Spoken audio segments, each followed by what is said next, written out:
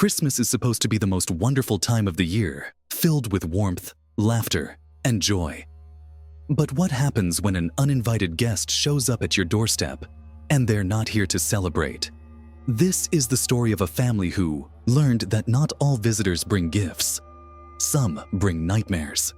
It was Christmas Eve, and the Thompson family was gathered in their cozy living room.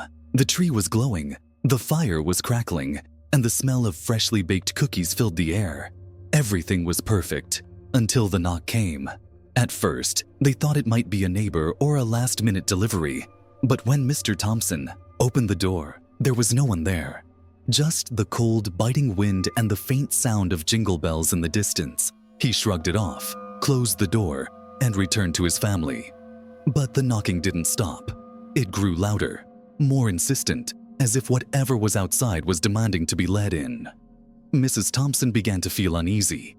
"Maybe it's just the wind," she said, trying to calm her children. But deep down, she knew better. Then, the power went out. The room was plunged into darkness, save for the faint glow of the Christmas tree lights. And that's when they heard it. A voice, soft and melodic, singing Silent Night. But it wasn't coming from outside. It was inside the house. The family huddled together, their breaths visible in the freezing air. The singing grew louder, closer, until it was right behind them. They turned, and there, standing in the shadows, was a figure draped in tattered, red and white robes. Its face was pale, its eyes hollow, and its smile too wide. "I've come for my gift," it whispered, extending a bony hand. The Thompsons never spoke of what happened that night. But every Christmas Eve, they leave a single present by the door, just in case the visitor returns.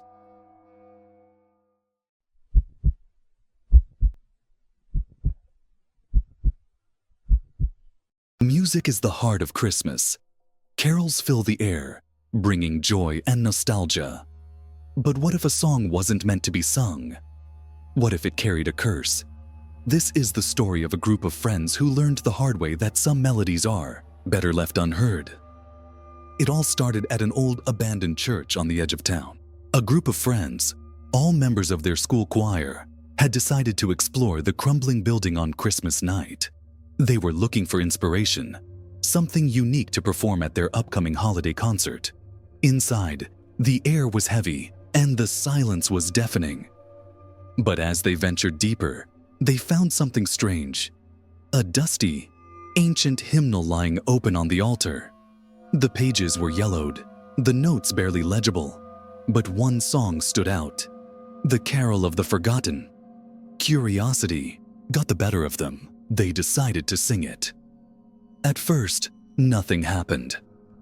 The melody was hauntingly beautiful, unlike anything they'd ever heard. But as the last note faded, the temperature in the church dropped. The candles flickered, and the shadows seemed to come alive. That's when they saw her, a woman in a tattered white dress, standing at the back of the church. Her face was twisted in agony, and her eyes, they were black as coal. She began to sing along, her voice echoing through the halls. But the words were wrong. They were twisted, dark, and filled with malice. One by one, the friends began to disappear. Ones who remained tried to flee, but the doors were locked. The woman's song grew louder, more distorted, until it was the only thing they could hear. By morning, only one friend was left, clutching the hymnal and muttering the cursed carol under their breath. The church was sealed shut after that. But locals say that on Christmas night, you can still hear the faint sound of singing, and it's always the Carol of the Forgotten.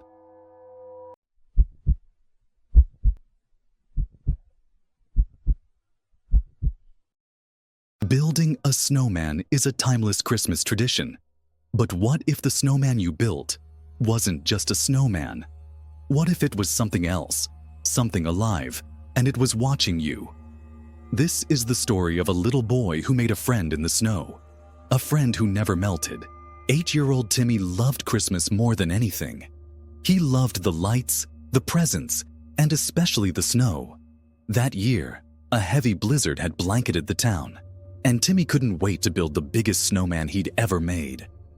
He worked tirelessly, rolling the snow into perfect spheres, stacking them high, and adding a carrot nose, coal eyes, and a scarf his mother had given him.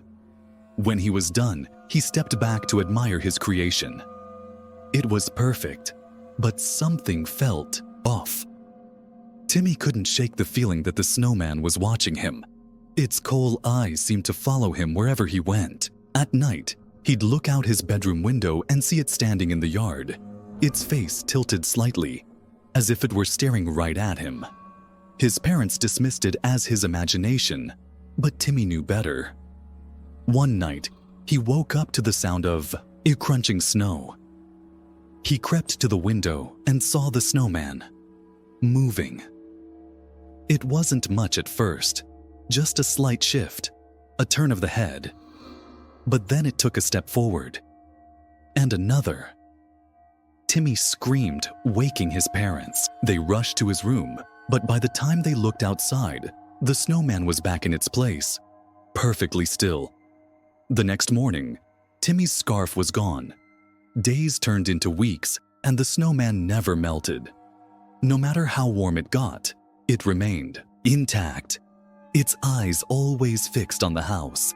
Then, one night, Timmy's parents heard a noise downstairs. They found the back door wide open, and footprints, snowy, melting footprints, leading up to Timmy's room. Timmy was gone. The snowman was never seen again, but every winter, when the first snow falls, the locals say you can still hear the faint sound of a child's laughter and see a single set of footprints leading into the woods. Closing hook. Christmas is a time for magic, but not all magic is good. Some stories are meant to remind us that even in the most joyful of times, darkness can creep in. So, as you gather around the tree this year, remember, not all visitors are welcome, not all songs are meant to be sung, and not all snowmen are just snowmen.